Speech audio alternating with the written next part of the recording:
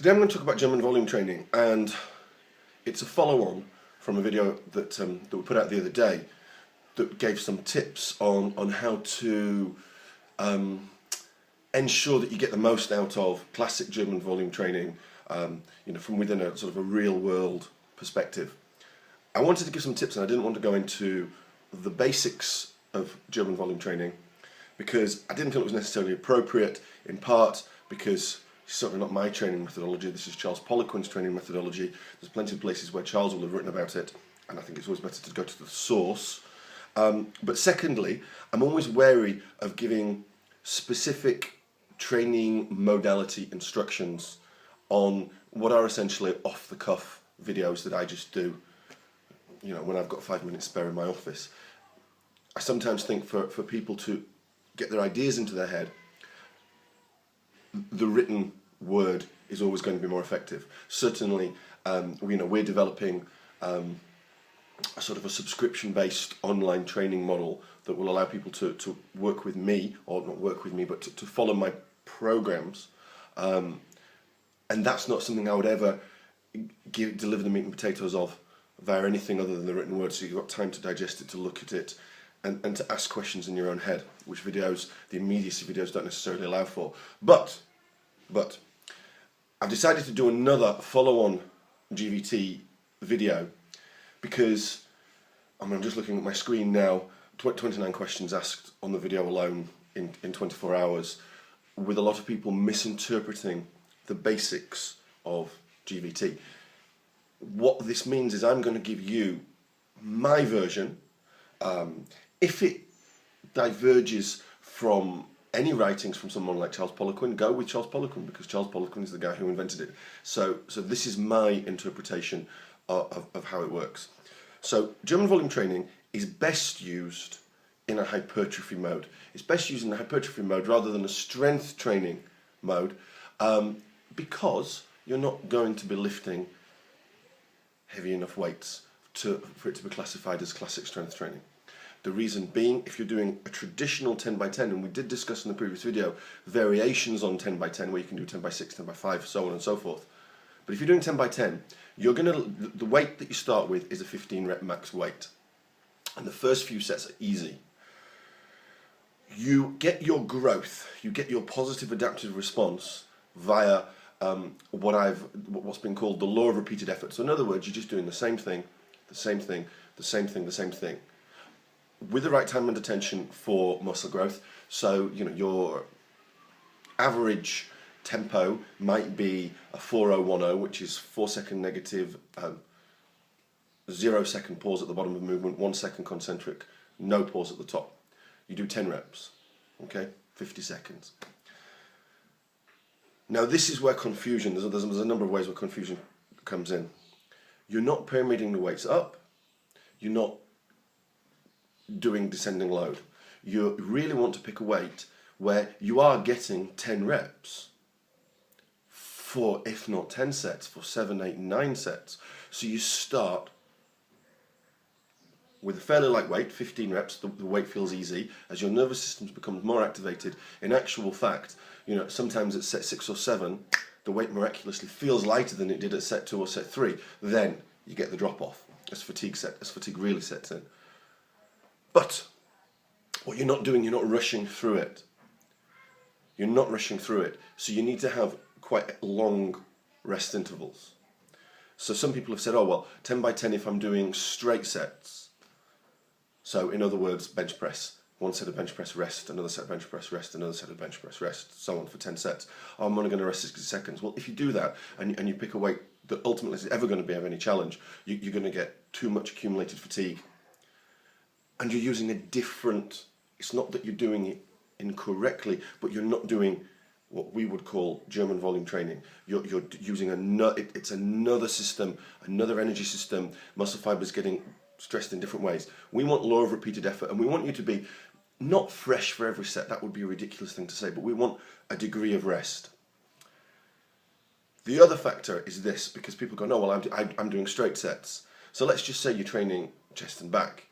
You're going to do 10 sets, straight sets, with appropriate rest intervals, and then another 10 sets. So the workout's going to take you an hour and a half to 2 hours just to get that done. That's not the way that you do it. So the best way, in my opinion, always my opinion, of course, to do your German volume training is opposing muscle groups. So, chest and back, you might do bench press and a pull-up. A1, A2, with 90 seconds rest between sets. So that means 10 reps, bench press, sorry, I've got a fly attacking me now, 10 reps, bench press, 4010 tempo, 90 seconds rest, 10 reps, pull up, 4010 tempo. Not a lot of people can do that perfectly, certainly not. Pull up is a hard exercise to do on GVT. 90 seconds rest, repeat that, and you repeat that cycle 10 times. And if you just think about it logically, approximately a minute to do each set. So each A1, A2 is 2 minutes, plus 90 seconds either way. God damn, sorry about this. Well, 90 seconds either way is 3 minutes. 5 minutes, so it's 5 minutes per A1, A2.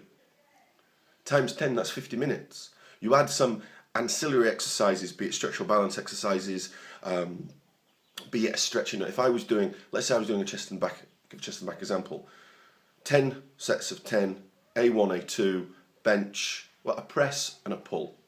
And then I might do 3 sets of 8 to 10, but a real 8 to 10, 8 to 10 rep max weight, not a lighter weight as you've been doing on the 10 by 10. And then I might do just a B1, B2, let's call it a row, a face pull, with maybe a fly movement or a peak contraction movement, something that's going to stimulate fibers in a slightly different way, get a stretch. That is my way of doing German volume training. Rushing through the sets is not the way that I would do it. And certainly this idea of working opposing muscle groups, it just means that you can squeeze so much more work into a given unit of time. And that makes your training infinitely more efficient. The other thing to add is don't do this GVT once a week. I am not a proponent of once a week training per body part. I think it really only works if you do even if you do a ridiculous amount of volume, you still get the detraining effect. I think it's really only for people who use anabolic steroids. That's that's my experience. You want to train every 5 days approximately. And there's always going to be a bit of a compromise with German volume training, because let's say you do chest and back, legs, so you're going to do quads and hams, and then you do calves after that. Chest and back, simple, we've gone through that. And then you might do arms and shoulders. Well, where do the shoulders fit in? Do you skip shoulders? You can skip shoulders. Do you do arms and then just do a superset of lateral raises? So for instance, bent over and side lateral raises. I would do something like that. Bearing in mind, you're going to do this this sort of GVT cycle for 3 or 4 weeks. And then you can go back and do something more focused on your deltoids if you've been backing off on the deltoids while we're doing the GVT. I hope that makes sense. I hope that answers the question. I'm just going to quickly look at the questions I've been asked here to see if there's anything else about this. But I think we've really covered everything. Do you use GVT for fat loss? Somebody's asked.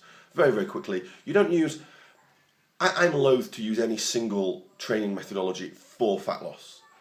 When I'm focusing on fat loss, I think so long as I think with your training, you want to periodize your training always. Therefore, of course, you probably want to up the volume a bit when going for fat loss and keep the pace high. I think if fat loss is the primary goal at a given time, doing 6 sets of 3, with 4 minutes rest between sets is probably not ideal. You want to be doing things that elevate your heart rate, and you want to do things, I like to do things that will basically tap into glycogen reserves.